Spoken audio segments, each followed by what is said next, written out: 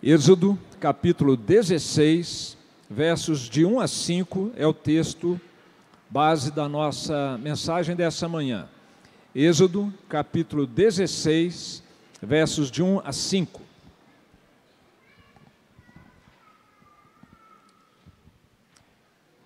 Partiram de Elim, e toda a congregação dos filhos de Israel veio para o deserto de Sim, que está entre Elim e Sinai, aos 15 dias do segundo mês depois que saíram da terra do Egito. Toda a congregação dos filhos de Israel murmurou contra Moisés e Arão no deserto. Disseram-lhe os filhos de Israel: quem nos dera tivéssemos morrido pela mão do Senhor na terra do Egito, quando estávamos sentados junto às panelas de carne e comíamos pão a fartar, pois nos trouxestes a este deserto para matardes de fome toda esta multidão. Então disse o Senhor a Moisés: eis que vos farei chover do céu pão, e o povo sairá e colherá diariamente a porção para cada dia, para que eu ponha à prova se anda na minha lei ou não. Dar-se-á que ao sexto dia prepararão o que colherem, e será o dobro do que colhem cada dia. Meus queridos, o que é que traz ansiedade ao nosso coração? As notícias desse mundo caótico, turbulento, pode ser um dos motivos de apreensão ao nosso coração. As guerras, as epidemias, as enchentes e tantas maldades que a gente vê sendo realizadas, perpetradas no nosso mundo. Mas pode ser também uma prova difícil na escola, ou de um concurso, como o pastor Davi mencionou na oração, e certamente a gente tem notícia de que tem gente que chega para fazer uma prova dessa e entra em parafuso, não funciona, não consegue fazer a prova, tamanha a ansiedade do seu coração. Pode ser também um desafio no trabalho, de um projeto novo, de uma responsabilidade nova. Pode ser também uma apresentação em público que deixa muita gente aflita. A sobrecarga com as responsabilidades do dia a dia, da família, do trabalho, da igreja, da saúde. Pode ser até uma notícia, um diagnóstico preocupante a respeito da nossa saúde ou de pessoas que são queridas para nós. São muitos os motivos que podem trazer ansiedade ao nosso coração. Problemas de relacionamento trazem ansiedades, a apreensão e insegurança se vai continuar empregado no mês que vem e as contas vão continuar chegando, ou até mesmo se já foi demitido, está desempregado, isso pode ser uma grande fonte de ansiedade. A comparação nas mídias sociais, se você se sente que está ficando para trás em relação àquelas pessoas que você segue e acompanha no Instagram, etc. Pode ser a culpa também de algo que fez, pisou feio na bola e a culpa está te consumindo e a ansiedade vai tomando conta do nosso coração. A ansiedade é um mal que nós não conseguimos evitar sempre. Um momento ou outro ela bate a porta em maior ou menor grau nas nossas vidas. Nós não queremos ficar ansiosos, mas acabamos ficando ansiosos. Nós temos medo de não dar conta dos nossos desafios, nós sofremos com aquilo que os outros pensam e falam a nosso respeito, e isso mexe com as nossas emoções. Nós ficamos angustiados com o mal que pode suceder na nossa vida, que a gente fica ali pensando nele o tempo todo. E se isso vier mesmo a acontecer? O que eu mais temo se vier a acontecer? A expectativa de que alguma coisa ruim vai nos acontecer, vai alimentando essa ansiedade. E o resultado é que nós vamos perdendo a alegria de viver, a alegria da salvação, que deveria fazer parte do nosso dia a dia. O peito vai ficando, tem hora que a gente sente que ele está apertado, uma sensação de sufocamento, de falta de ar, acomete muitas vezes a nós,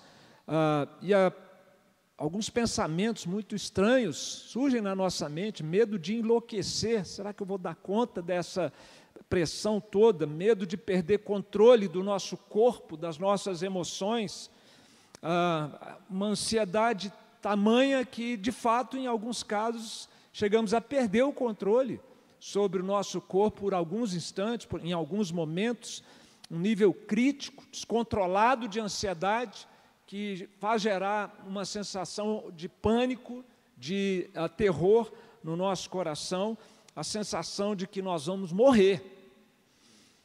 E nós vivemos num mundo dominado pela ansiedade. Com tanto avanço tecnológico, esse tem sido um problema muito frequente e muito comum. Ed Welch, um conselheiro bíblico americano com doutorado em neuropsicologia, autor de excelentes livros, inclusive um deles intitulado Ansiedade, escrito para jovens, ele diz que o mundo é perigoso. Todo mundo tem medos e ansiedades. Todo mundo. E ele conclui, todos precisamos, então, decidir como nós vamos lidar com as nossas ansiedades. O que eu acabei de falar, você se identifica em alguma dessas coisas? Faz parte da sua realidade, já fez parte da sua realidade em algum momento? Como lidar com a ansiedade? É o que o Dr. Ed Welch nos propõe como reflexão. E o triste, meus queridos, é que as soluções culturais, aquelas soluções extra-bíblicas para lidar com a preocupação, com o temor e com a ansiedade, soam como deploravelmente simplistas. Quem diz isso é outro grande especialista em aconselhamento bíblico, Robert Jones, também escreveu um livreto sobre a preocupação, suas raízes e a libertadora perspectiva de Deus. Ele é um renomado autor e professor de aconselhamento bíblico nos Estados Unidos, e ele exemplifica o tipo de solução deploravelmente simplista que muitas vezes nos é oferecido. Tipo, quando você ficar ansioso, pense em coisas positivas, pense em coisas boas, não pense em coisas ruins. Isso é muito superficial, isso é muito simplista. Quem está com ansiedade não tem esse controle todo para, tá bom, vou pensar só em coisas boas aqui agora. Êxodo capítulo 16, Israel está caminhando pelo deserto, já há 45 dias desde que atravessou o Mar Vermelho a caminho do Sinai, onde a aliança com Deus, que se revelou a Moisés no deserto e que vai se revelar agora de uma forma ainda mais extraordinária, através dos mandamentos ali no Sinai, eles estão no meio do caminho, saíram de um oásis no deserto, Elim, e agora eles entram no deserto mesmo. Só quem foi no deserto para saber o que é um deserto, né? Já fui no Piauí, mas acho que não é. Você que é do Piauí, eu perco a piada. Como é que é? Eu perco o irmão, mas não perco a piada, tá? Releva. Eu precisava falar alguma coisa engraçada aqui agora. E ali no Egito, os deuses do Egito foram todos humilhados pelo Deus de Israel. Sinais tremendos foram realizados ali.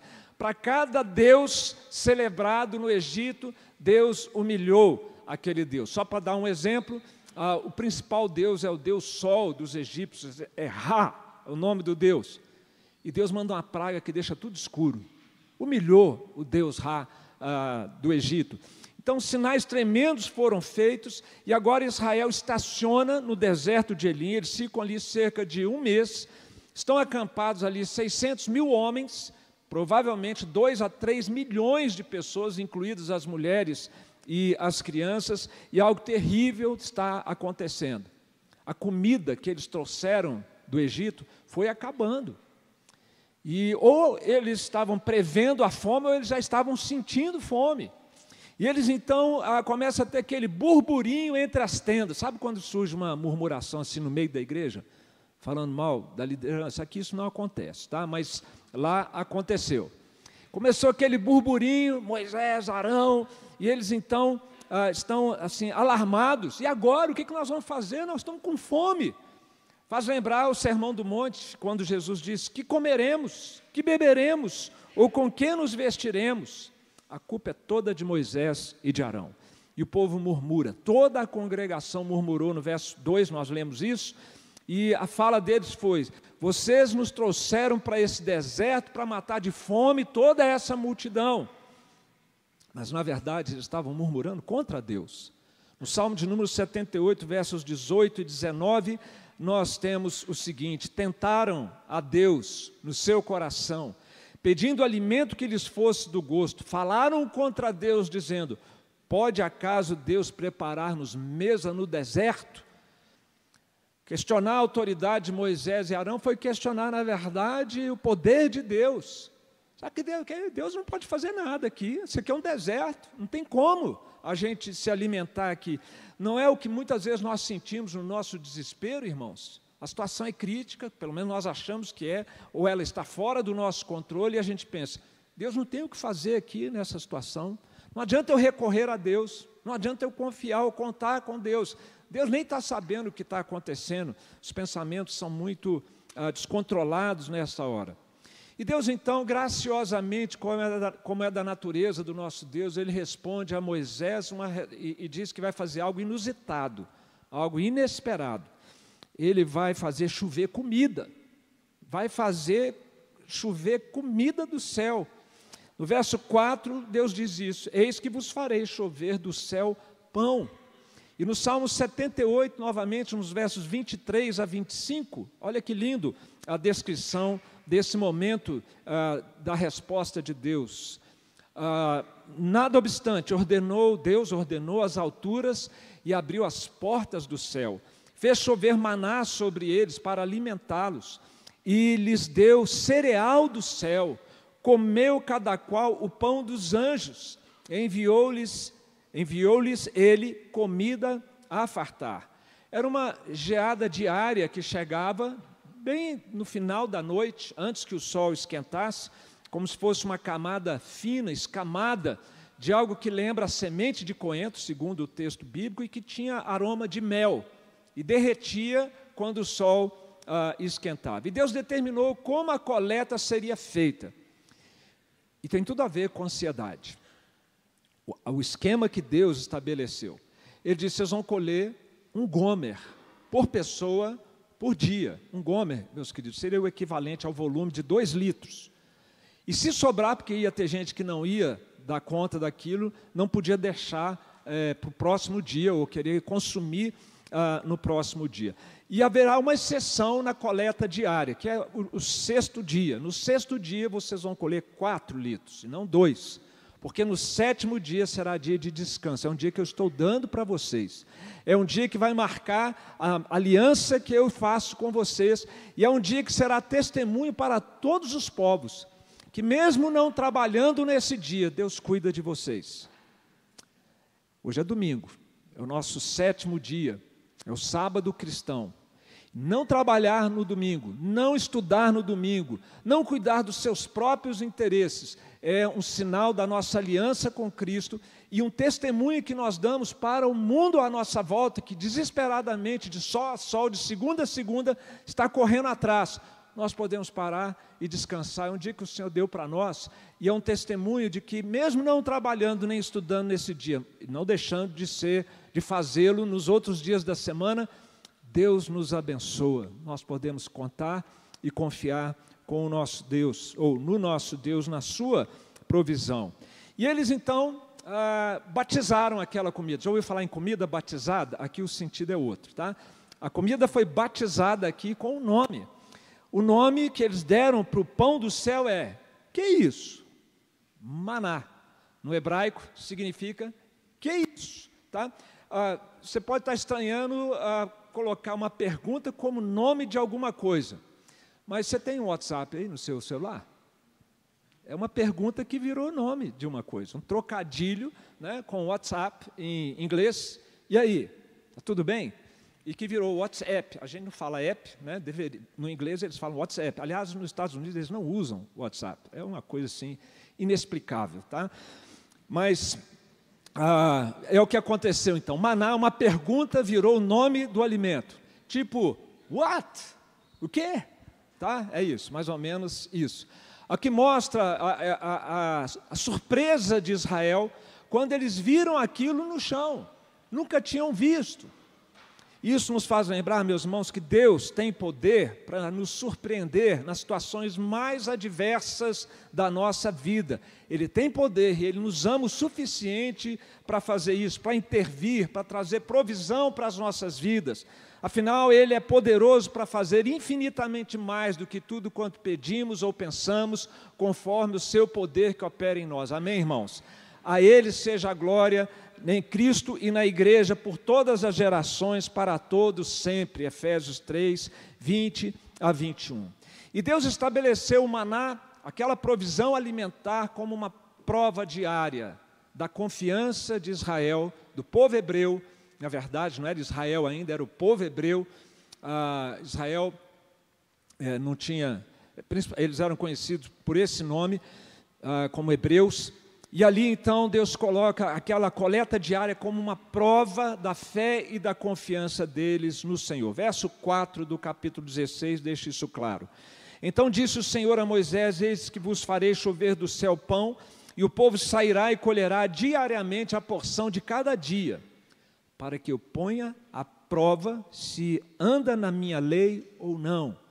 Meus irmãos, aqui Deus não está querendo fazer uma prova de conhecimentos gerais da lei. Deus não está querendo fazer uma prova moralista, se você obedece ou não obedece os mandamentos. Deus quer provar o coração, porque andar na lei de Deus, para Deus só vale se o coração estiver ali, por amor a Deus.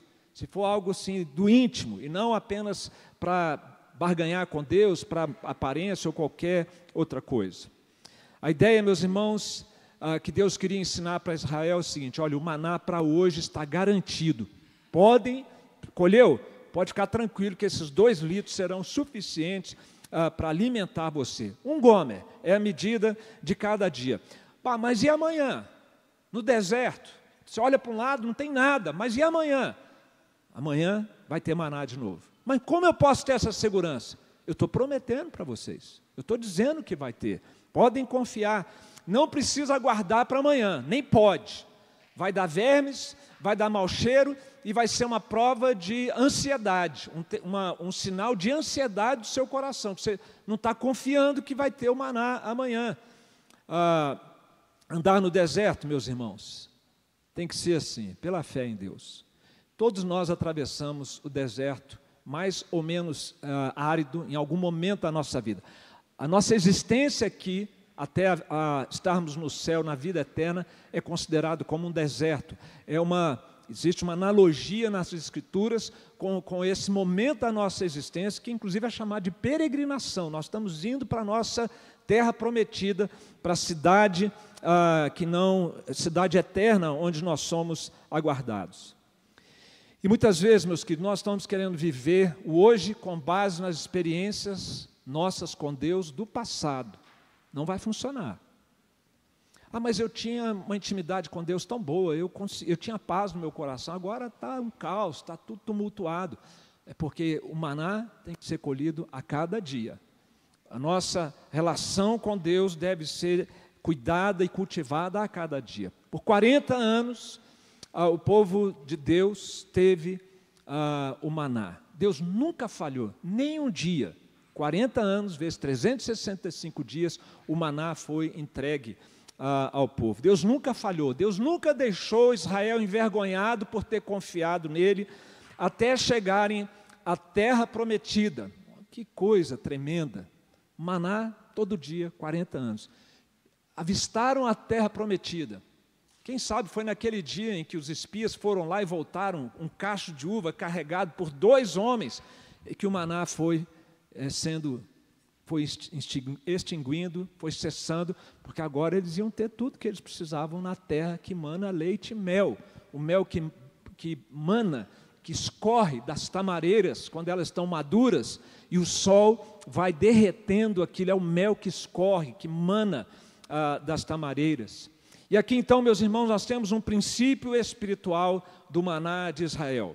O maná apontava para a graça de Deus que Ele dá para a gente todos os dias. O maná apontava para o fato de que Deus cuida do povo da aliança. Por isso, não faz sentido aquela murmuração. Não faz sentido a nossa murmuração. Não fazia sentido a ansiedade no coração deles. Não faz sentido a ansiedade no nosso coração. Israel foi libertado do Egito, recebeu as promessas de Deus, testemunhou atos poderosos de Deus, recebeu presentes graciosos de Deus, ouviu a voz de Deus por meio dos profetas. E o fato de Israel repetidamente, no deserto, e depois já na terra prometida, tendo vivenciado coisas tão gloriosas, o fato de Israel ter sido capaz de se desviar para a idolatria, principalmente de Baal, é algo inacreditável. Não é verdade, irmãos? Mas é também inacreditável que eu e você, de tempos em tempos, sejamos tomados pela ansiedade, vencidos pela ansiedade, em maior ou em menor grau.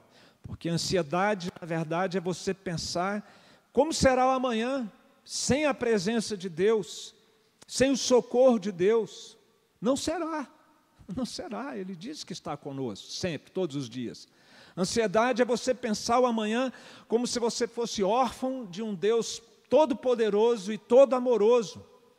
Você não é órfão. Se você tem uma aliança com Cristo, você tem um Pai no céu. A mente ansiosa, Ed Welch diz, e medrosa, ela está ocupada. Não importa o quanto você diga para a mente, sua mente ficar quieta, ela continua encontrando uma maneira de escapar para o amanhã. E nós não deveríamos permitir que a nossa mente escape para o amanhã, mas vivemos o hoje com o maná que Deus nos dá. Meus queridos, a ideia central que eu quero trazer para os irmãos através da história do Êxodo, da experiência do Êxodo e do maná, é que o remédio, como regra para a ansiedade, é espiritual. O remédio, como regra para a ansiedade, é espiritual. E eu quero propor aqui alguns passos, algumas atitudes espirituais para nós lidarmos com a ansiedade. Não vou esgotar. Tá? Você tem esses 2 livros que eu mencionei, há um outro também de John MacArthur, Abaixo a Ansiedade, se não me engano, publicado pela Cultura Cristã também. O diretor superintendente da editora está aqui, vou fazer um merchandising, né? Mas é um excelente livro também do John MacArthur sobre ansiedade. Então, não vou esgotar, mas alguns passos que eu considero assim, fundamentais para nós lidarmos com a nossa ansiedade. O primeiro deles é descansar na promessa de Deus conosco. Até aqui nos ajudou o Senhor, Ebenezer, amém, irmãos? Não é verdade que até aqui nos ajudou o Senhor? A gente pode ter tido 1000 experiências de que o Senhor nos ajudou, mas pode ter alguma coisa nos preocupando com amanhã que está roubando a nossa paz e trazendo a nossa ansiedade. O que nós precisamos, meus irmãos, para hoje é um gomer da graça de Deus. Você precisa de 2 litros da graça de Deus para hoje. Você já recebeu? Sim? Sim, irmãos? Sim? Estamos aqui, inclusive, alimentando o nosso tanque aqui da graça de Deus para hoje. Ok? Então, é o que nós precisamos para hoje. Nós não estamos ainda preparados para o amanhã, porque o amanhã não começou. Quando amanhã chegar, nós vamos acordar e nós vamos recorrer a Deus para que nós tenhamos o maná da graça de Deus também para o amanhã. Por isso, meus irmãos, lidar com a ansiedade é a gente descansar hoje, no cuidado e no suprimento do nosso Pai. Por isso, Jesus ensinou, o pão nosso de cada dia nos dá hoje. O pão aqui não é só o pão, é feito com trigo, não. É toda a nossa necessidade material. Dá-nos hoje, Senhor. Isso, os melhores exegetas vão concordar com essa minha interpretação. Amanhã, quando nós acordarmos, nós vamos pedir e contar com o maná que nós já recebemos para hoje. Mas qual é o nosso maná? Não está ali no gramado, no estacionamento da igreja, nem no quintal da sua casa. Porque Jesus é o maná que desceu do céu para satisfazer a alma humana com seu Espírito Santo. Nada mais é necessário do que isso. Nada mais é mais eficaz, ou é eficaz, do que Cristo, vivendo em nós, o seu Espírito Santo em nós, para nós lidarmos com a nossa ansiedade. Porque é por meio desse Espírito que nós recebemos vida abundante e vida eterna. E quem se alimenta de Jesus a cada dia aprende a lidar com as ansiedades e preocupações que são inevitáveis na nossa vida. O que pode estar acontecendo é que nós estamos tentando viver a vida sem nos alimentarmos de Jesus, sem uma íntima comunhão e relacionamento com Deus. Aí não vai funcionar, não é assim automático. É preciso cultivar diariamente. Jesus, o Espírito Santo, vivendo em nós, é o maná melhorado de Deus, que nos dá vida abundante, força para viver e vida eterna. Jesus disse isso, nossos pais comeram o maná no deserto, como está escrito, deu-lhes de comer o pão do céu, porque o pão de Deus é o que desce do céu e dá vida ao mundo. Então lhe disseram: Senhor, dá-nos sempre desse pão. Declarou-lhes Jesus: eu sou o pão da vida, eu sou o maná da vida. O que vem a mim jamais terá fome, e o que crê em mim jamais terá sede. Então, meus irmãos, o que nos cabe fazer é deixar o amanhã nas mãos do Senhor e continuar contando com a presença e com a provisão dEle para hoje. Continuar contando com o seu cuidado quando se tratar de enfermidades, quando se tratar de desemprego. Continuar contando com a sua força e sabedoria para nós lidarmos com os desafios acadêmicos, os desafios profissionais. Continuarmos contando com o seu amor para nós nos relacionarmos uns com os outros, especialmente com as pessoas que são difíceis e, quem sabe, até com os inimigos. Continuar contando com a sua pureza, que nós não temos, mas que Ele nos dá dia a dia para vivermos uma vida de santidade, dizendo não para o pecado, aqueles pecados que nos perturbam com mais frequência.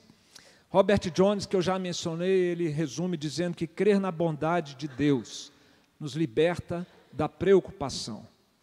A presença, o poder e as promessas de Deus são os antídotos contra a preocupação. Nós temos um Pai que cuida de nós, por isso o remédio como regra para a ansiedade é espiritual, é descansar quanto ao amanhã nas mãos do nosso Pai. Mas há também um outro passo, e aqui eu vou precisar resumir, porque o nosso tempo está acabando. Nós precisamos nos arrepender, meus irmãos, quando a ansiedade toma conta do nosso coração, nos arrepender da tentativa de autossuficiência.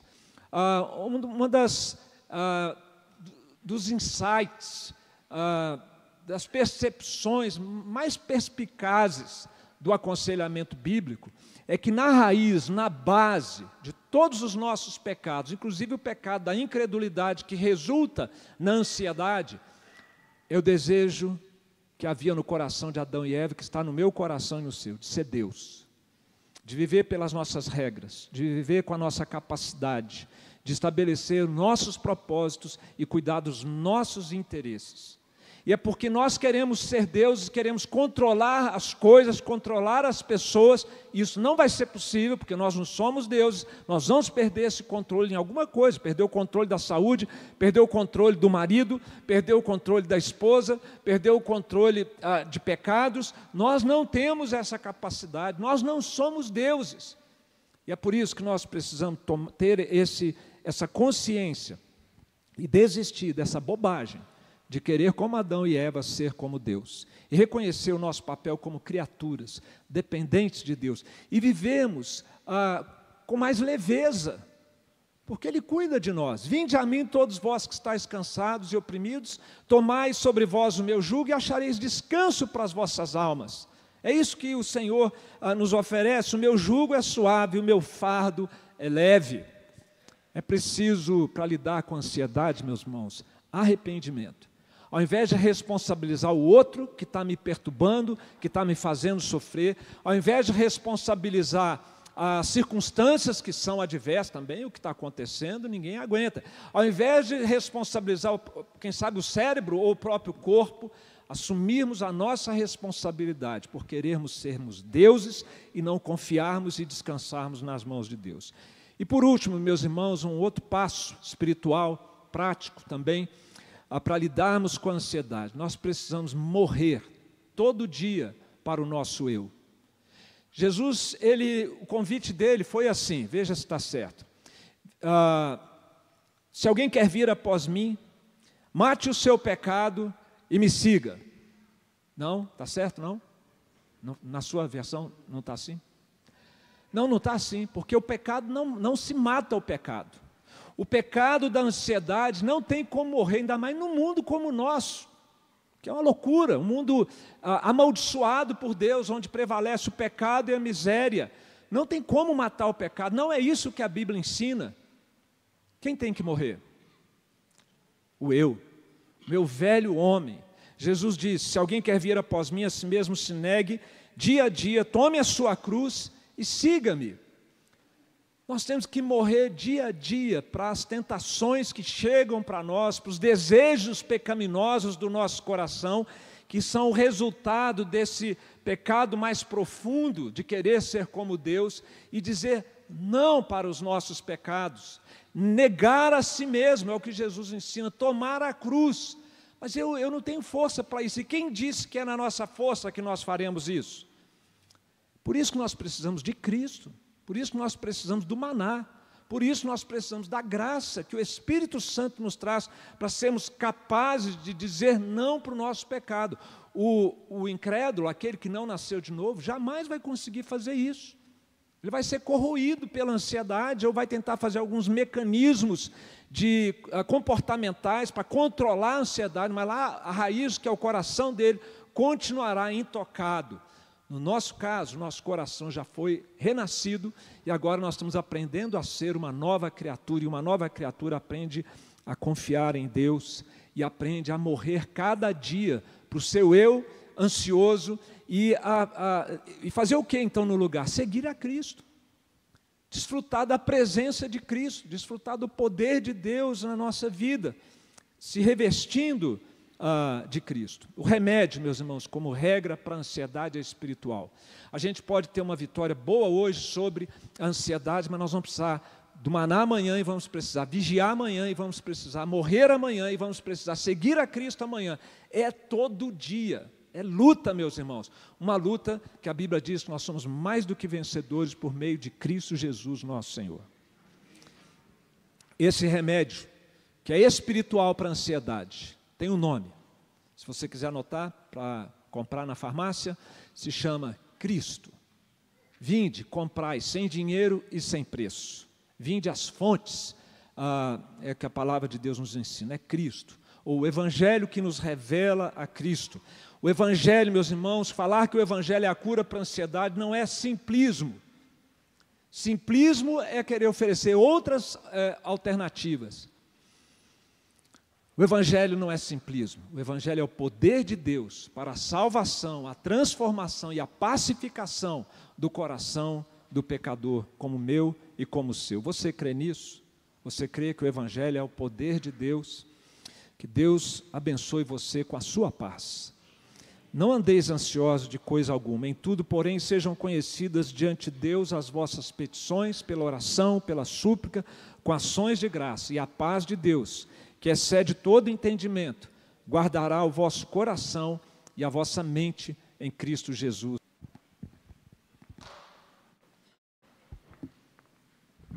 Se colocar de pé.